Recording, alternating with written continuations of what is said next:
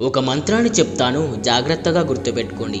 ఈ మంత్రాన్ని సాక్షాత్తు పరమశివుడే వినాయకుడికి రహస్యంగా చెప్పిన నారాయణ మంత్రం. అయితే ఈ మంత్రాన్ని చెప్పే ముందు దాని వెనుకున్న కథ ఏమిటంటే, ఒకానొక సమయంలో దేవతలు మునులు కలిసి ఏ పని చేసినా విఘ్నాలు రాకుండా కొలుచుకోవడానికి ఒక దేవుణ్ణి ప్రసాదించమని వాళ్ళు కోరతారు. అప్పుడు శివుడు వినాయకుడికి కుమారస్వామికి ఈ ముల్లోకాల్లో ఉన్న 300 కోట్ల పుణ్యనదుల్లో స్నానం చేసి ఎవరైతే ముందుగా తిరిగి వస్తారో వాళ్ళే దీనికి అర్హులు అంటాడు. అప్పుడు వెంటనే కుమారస్వామి బయలుదేరి వెళ్ళిపోతాడు. కానీ వినాయకుడు మాత్రం తల్లిదండ్రుల చుట్టూ ఒక మంత్రాన్ని జపిస్తూ ప్రదక్షిణాలు చేస్తాడు. ముల్లోకాల్లో తిరుగుతున్న కుమారస్వామికి ఏ నది వద్ద చూసిన వినాయకుడే తనకంట ముందుగా కనిపిస్తాడు.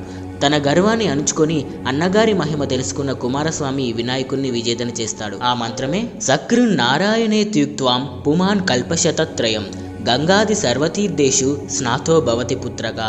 ఈ మంత్రం జపిస్తే ముల్లోకాల్లో ఉన్న 300 కోట్ల పుణ్యనదుల్లో స్నానం చేసినట్టు అవుతుందట. ఈ మంత్రాన్ని